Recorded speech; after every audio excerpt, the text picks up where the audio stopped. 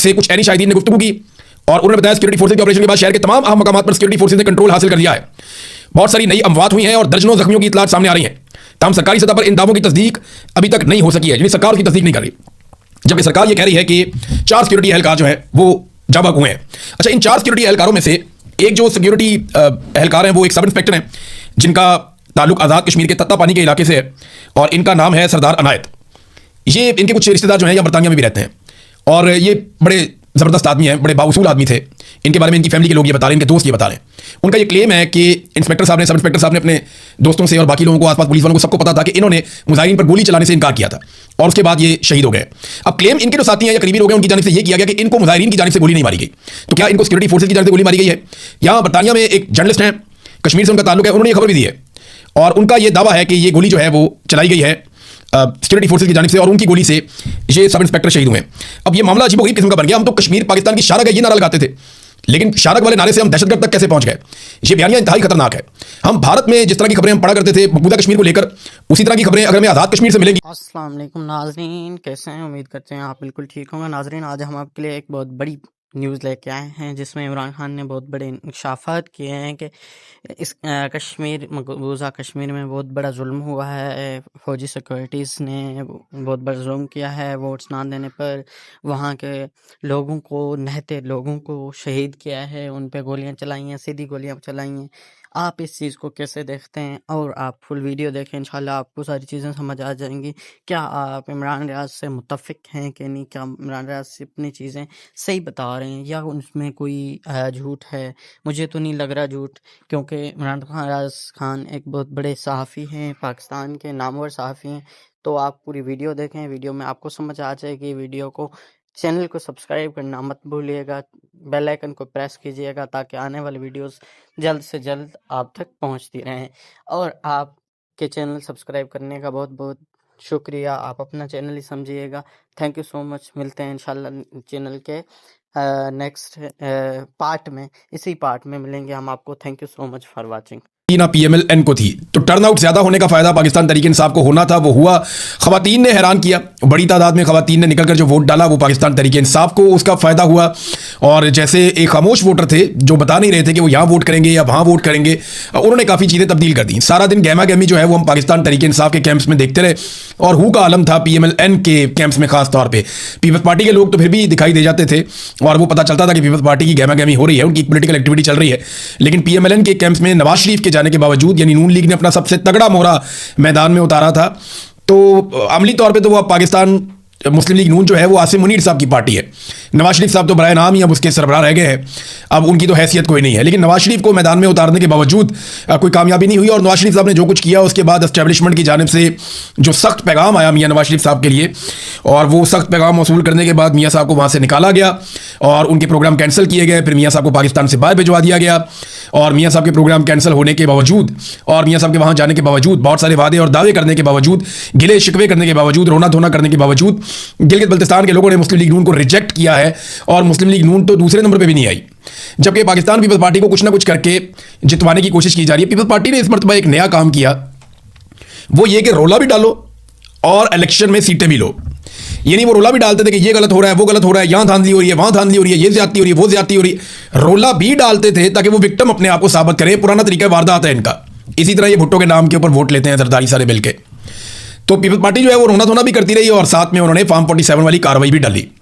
जबकि PTI के जो उम्मीदवार जीत रहे थे, खासतौर पे जो खालिद खुर्शीद की वालिदा है, वो बड़ी वाज़ेह अक्सरियत से वो आगे चल रही थी और वो इलेक्शन जीत रही थी, लेकिन फिर उनको हरवा दिया गया इलेक्शन।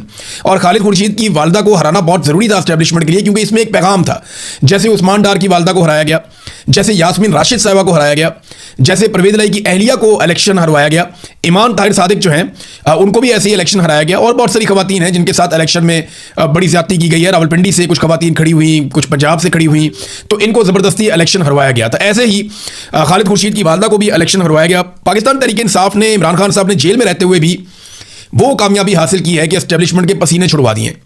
वो कि उन्होंने अपना टारगेट बंद कमरों में हासिल कर लेना होता है। मैदान में पाकिस्तान की एस्टेब्लिशमेंट को एक मरतबा फिर शिकस्त हुई है और पाकिस्तान के अवाम ने, गिलगित बल्तिस्तान के गयूर लोगों ने, इसके बावजूद कि उनका सिलसिला चलता ही नहीं है जब तक वो वफाक के साथ शामिल ना हो, इसके बावजूद उन्होंने ये कुर्बानी दी है और उनकी ये सोच है कि हमने वोट एस्टेब्लिशमेंट की मर्जी के खिलाफ देना है, तो ये बहुत बड़ी बात है। और अगर यहाँ पे 2 नंबरी ना की जाती तो पाकिस्तान तहरीक इंसाफ सबसे बड़ी जमात हो सकती थी इन इंतखाबात के नतीजे में। अच्छा, इसमें अब पाकिस्तान तहरीक इंसाफ के लोगों ने मुतालबा किया बैरिस्टर गौर से कि आप आएँ और विक्ट्री स्पीच दें, लेकिन बैरिस्टर गौर ने ऐसा नहीं किया।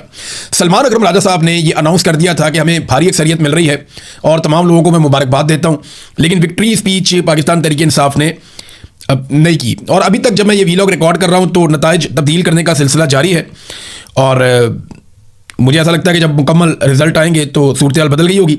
पाकिस्तान पीपल्स पार्टी ने सादा अक्सरियत मांगी है कि हमें दी जाए और शायद उन्हें दे भी दी जाए, क्योंकि 3 चीज़ें उनसे दरकार है पाकिस्तान पीपल्स पार्टी से। नंबर 1, पाकिस्तान पीपल्स पार्टी से 28वीं तरमीम में मदद चाहिए पाकिस्तान की एस्टेब्लिशमेंट को। नंबर 2, ये बजट जो अभी आ रहा है इसमें मदद चाहिए, इसमें दिफाई बजट और बाकी चीज़ों में बहुत इजाफा भी करना है। और नंबर 3, कश्मीर के मामले के ऊपर जो इस वक्त बहुत बड़ा ब्लंडर एस्टेब्लिशमेंट से हो गया है उसमें पाकिस्तान पीपल्स पार्टी की अनकंडीशनल सपोर्ट चाहिए होगी। नून लीग का तो बट्टा ही बैठ गया, बिल्कुल ही बेड़ा गर्क हो गया। नवाज शरीफ साहब के आने के बावजूद नून लीग को कुछ फायदा नहीं हुआ। मीडिया नॉर्मली ट्रांसमिशंस किया करता था जीबी के इलेक्शंस के ऊपर, कश्मीर के इलेक्शंस के ऊपर, लेकिन वो भी चीज़ें हमें दिखाई नहीं दी। यानी मीडिया को भी दीवार के साथ लगाया गया, उनको इजाज़त नहीं थी कि आप खुलकर चीज़ों को रिपोर्ट करें या चीज़ों के बारे में बताएं। भारत कैदी नंबर 804 जिसकी मुलाकातें भी बंद हैं, जिसकी एक आंख भी हुकूमती ज़राए के मुताबिक ज़ाया कर दी गई है, जिसके साथ जुल्म और जबर का एक सिलसिला जारी है, उस कैदी नंबर 804 ने जेल की सुलाखों के पीछे से बैठकर एक मरतबा फिर पाकिस्तान के निज़ाम को, एस्टेब्लिशमेंट को शिकस्त दी है। लेकिन आपको पता है कि वो हार जाते हैं, लेकिन हार नहीं मानते, वो हार जाते हैं, बार बार हारते हैं, अवाम उन्हें बार बार शिकस्त देते हैं, लेकिन इसके बावजूद वो धांधली करके, बेईमानी करके, फ्रॉड करके किसी न किसी तरह अपनी बका के लिए कोशिश करते रहते हैं। पीटीआई ने तो आज जश्न भी बहुत मनाया और पीएमएलएन और पीपल्स पार्टी की शक्लें देखने वाली थी। आज से चंद दिन पहले जिस तरह ये एक दूसरे को गालियां दे रहे थे, एक दूसरे को बुरा भला कह रहे थे, वो कह रहा था तू करप्ट है, वो कह रहा था तू करप्ट है, वो कह रहा था लाहौर बर्बाद हो गया, वो कह रहा था कराची बर्बाद हो गया, वो कह रहा था तुम लोगों ने ये खाया वो किया, तुमने बेनजीर इनकम सपोर्ट प्रोग्राम में करप्शन की, वो कह रहा था तुमने बिजली के कारखानों में करप्शन की, वो कह रहा था तुम्हारी हुकूमत जाली है, वो कह रहा था तुम फॉर्म 47 के ऊपर आए हो। एक दूसरे को बुरा भला कह रहे थे, लेकिन जैसे ही पोलिंग का वक्त खत्म हुआ तो ये सारे इकट्ठे होकर बैठ गए और इनकी शक्लों के ऊपर 12 बजे हुए थे। तस्वीर आप देखें, यानी इनकी शक्लें बता रही हैं कि इनके साथ क्या हुआ। उधर पाकिस्तान तहरीक इंसाफ के आप देखें प्रोग्राम, वो जश्न मना रहे हैं उसके बाद कि हमने इलेक्शन जीत लिया, अब रिजल्ट ये जो भी करें। अब देखना यह है कि गिलगित बल्तिस्तान के लोग और पाकिस्तान तहरीक इंसाफ की क़यादत इसके ऊपर किस तरह का रद्द-ए-अमल देती है। जिस तरह एक मरतबा फिर उनका इलेक्शन, चलो पूरा चोरी नहीं हुआ तो बहुत बड़े पैमाने पर उनका इलेक्शन चोरी हो गया है, देखते हैं वो इसके ऊपर किस किस्म का रद्द-ए-अमल देते हैं। नाज़रीन, अब चलते हैं आज़ाद कश्मीर की सूरत हाल पर, जो इंतहाई अफसोसनाक है और बहुत ही तशवीशनाक खबरें जो हैं वो आज़ाद कश्मीर से आ रही हैं। रावलाकोट ये एक ऐसा इलाका है जहां से बड़ी सख्त मुज़ामत होती है हमेशा, और यहाँ के लोग बड़े सख्त जान हैं, बड़े मजबूत लोग हैं और बड़े बहादुर लोग हैं। इनके बहुत सारे लोगों ने बड़ी बड़ी कुर्बानियां भी दी हैं पाकिस्तान के लिए और कश्मीर के लिए। अब ये रावलाकोट के अंदर पहला इंसिडेंट होता है जहां पे उमर नज़ीर कश्मीरी को गोली मारी जाती है, उनको जख्मी किया जाता है गोलियां मार के, और उनके एक साथी शाहजेब को कत्ल कर दिया जाता है और उनकी शहादत के साथ कुछ और लोग जख्मी हो जाते हैं। फिर नमाज जनाजा का एक मामला खड़ा होता है, लोग सीएमएच के बाहर एहतजाज कर रहे हैं और अचानक से चारों तरफ से सिक्योरिटी फोर्सेज ने घेरना शुरू कर दिया और उसके बाद लाइटें बंद कर दी गई। जिस तरह 26 नवंबर को लाइटें बंद हो गई थी डी चौक में, इसी तरह लाइटें बंद कर दी गई और फिर फायरिंग का सिलसिला शुरू होता है। अभी बहुत सारे ऐसे मनाजिर आ रहे हैं जो बड़े हौलनाक हैं और इतने हौलनाक मनाजिर हैं और ऐसी ऑडियोज़ हैं और इस तरह की वीडियोज़ आ रही हैं कि मैं आपको दिखा भी नहीं सकता। यानी मैं खुद वो देख रहा था तो मैं नहीं देख पा रहा था कि इस किस्म की बर्बरियत क्या आज़ाद कश्मीर में हो सकती है। हम मकबूजा कश्मीर में कभी ऐसी चीज़ों की तवक्को नहीं कर रहे थे जो आज़ाद कश्मीर में हो गया है। अहमद फरहाद साहब की टाइमलाइन से मैं एक चीज़ आपको पढ़ के सुनाता हूँ, क्योंकि उनका ताल्लुक कश्मीर से है और डायरेक्टली उनके बहुत सारे दोस्त उस एहतजाज में वहाँ पे शामिल हैं। तो बताते हैं कि रावलाकोट से जिन मकामी लोगों और साफियों से बात हुई और जिन दर्जनों लोगों के मैसेजेस मुझे मिले, उनके मुताबिक हज़ारों मुजाहिरीन पर 1 घंटे से ज़ायद जारी रहने वाले ऑपरेशन में खुदकार हथियारों से शदीद फायरिंग की गई। ये बहुत सारे मैसेजेस मुझे भी आए हैं, बहुत सारी वीडियोस भी आई हैं और मैं हैरान उड़ता उन्हें देखकर। अहमद फरहाद उन्हीं की बात कर रहे हैं। उन्होंने कहा जी खुदकार हथियारों से शदीद फायरिंग की गई है, जबकि इस दौरान मुसलसल हेलीकॉप्टर भी फिजा में प्रवास करते रहे। ऐनी शाहिदीन के मुताबिक धरने के मुकाम पर उस वक्त दर्जनों शदीद जख्मी मौजूद हैं, जिन्हें उठाने वालों को भी सीधी गोलियां मारी जा रही हैं और जिनमें से अक्सर के बारे में यह खदशा जाहिर किया गया है कि वो मर चुके हैं। बात करने वालों ने यह भी दावा किया है कि ऑपरेशन में हेलीकॉप्टर का भी इस्तेमाल किया गया, जबकि ऑपरेशन के बाद लाशें भी गायब की जा रही हैं।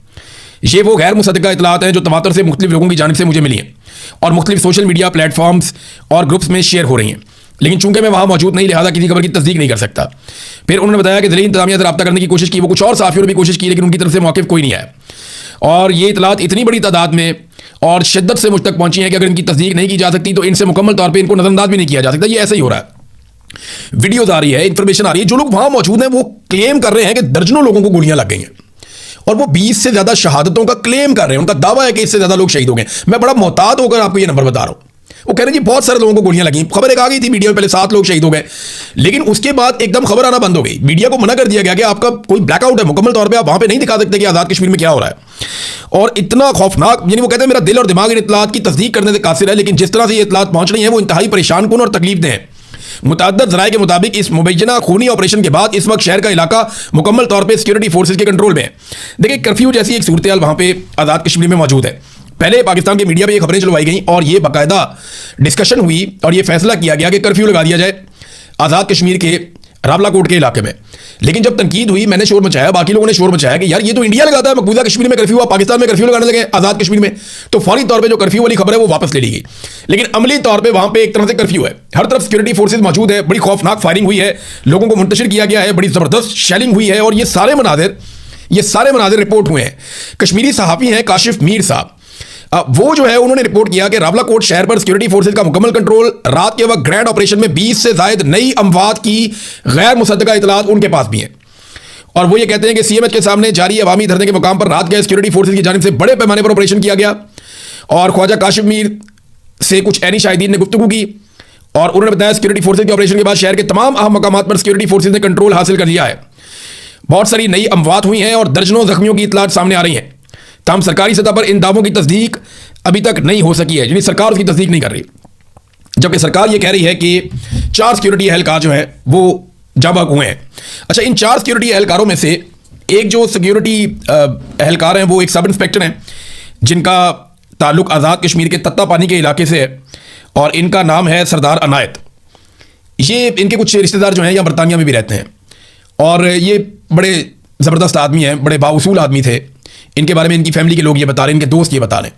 उनका ये क्लेम है कि सब इंस्पेक्टर साहब ने अपने दोस्तों से और बाकी लोगों को, आसपास पुलिस वालों को, सबको पता था कि इन्होंने मुजाहिरीन पर गोली चलाने से इनकार किया था और उसके बाद ये शहीद हो गए। अब क्लेम इनके जो साथी हैं या करीबी लोग हैं उनकी जानिब से ये किया गया कि इनको मुजाहिरीन की जानिब से गोली नहीं मारी गई। तो क्या इनको सिक्योरिटी फोर्सेज की जानिब से गोली मारी गई है? यहाँ बरतानिया में एक जर्नलिस्ट हैं, कश्मीर से उनका ताल्लुक है, उन्होंने ये खबर भी दी है और उनका ये दावा है कि ये गोली जो है वो चलाई गई है सिक्योरिटी फोर्सेज की जानिब से और उनकी गोली से ये सब इंस्पेक्टर शहीद हुए। अब ये मामला अजीबोगरीब किस्म का बन गया। हम तो कश्मीर पाकिस्तान की शारग है ये नारा लगाते थे, लेकिन शारग वाले नारे से हम दहशतगर्द तक कैसे पहुंच गए? ये बयानिया इंतहाई खतरनाक है। हम भारत में जिस तरह की खबरें हम पढ़ा करते थे मकबूजा कश्मीर को लेकर, उसी तरह की खबरें अगर हमें आज़ाद कश्मीर से मिलेंगी तो ये इंतहाई अफसोसनाक होगा।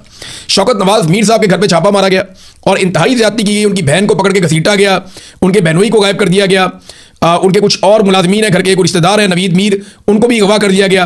प्रोफेसर वाजिद अजीज़ ये इनको भी वहाँ से अगवा कर लिया गया और शौकत नवाज मीर जो है वो नहीं मिले। उनकी बहन प्रोफेसर नाज़मीन हबीब मीर जो है उनकी बहन है, उनके साथ बदतमीजी की गई, उन्हें फर्श के ऊपर घसीटा गया। ये वाक़यात बहुत अफसोसनाक है। शौकत नवाज मीर साहब का एक नामालूम मकाम से पैगाम भी आया है, वो पैगाम मैं आपके सामने रखता हूँ कि वो क्या कह रहे हैं। बिस्मिल्लाहिर्रहमानिर्रहीम।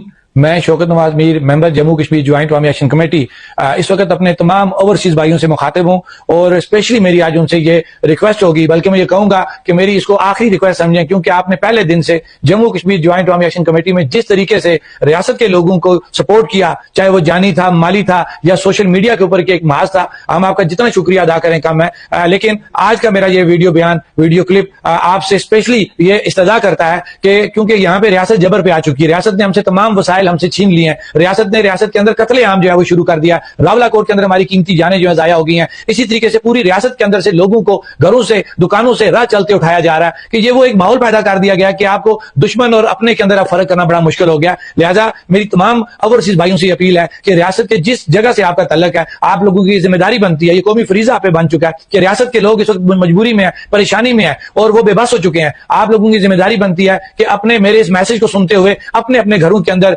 कॉल्स के जरिए उनसे राब्ता करें और उनको ये कहें कि 9 जून को मुकम्मल रियासत को लॉकडाउन करते हुए बाहर निकलें। और खासतौर पे अगर किसी इलाके के अंदर एडवांस वर्किंग स्टार्ट होगी, एडवांस लॉन्ग मार्च स्टार्ट हो गया, तो आप लोगों की जिम्मेदारी बनती है कि उन लोगों को ये कहें कि वो अपने कोर मेंबरान, अपने जिम्मेदारान से राब्ता करते हुए जो डेट उन्होंने फाइनल किया, अगर वो 9 जून से पहले की उन्होंने फाइनल किया तो वो उनको फॉलो करते हुए बाहर निकलें। क्योंकि अगर आज हम बाहर ना निकले तो हमें मार दिया जाएगा, खत्म कर दिया जाएगा, इस रियासत को खत्म कर दिया जाएगा, इस रियासत की शनाख्त को खत्म कर दिया जाएगा। बहैसियत कश्मीरी मेरी और आपकी जिम्मेदारी बनती बनती है कि अपनी रियासत की खुशहाली को बहाल रखते हुए, रियासत की सालमियत को बहाल रखने के लिए हमें जुड़े रहना पड़ेगा। और मेरे इस मैसेज को आपकी जिम्मेदारी बनती है कि पूरी रियासत के अंदर बाहर से बैठ के आप लोग अपने घरों में कॉल्स करके तमाम लोगों की बात बताएं, नौजवानों को, बुजुर्गों को, कि जम्मू कश्मीर ज्वाइंट अवामी एक्शन कमेटी के हर मैसेज को फॉलो किया जाए।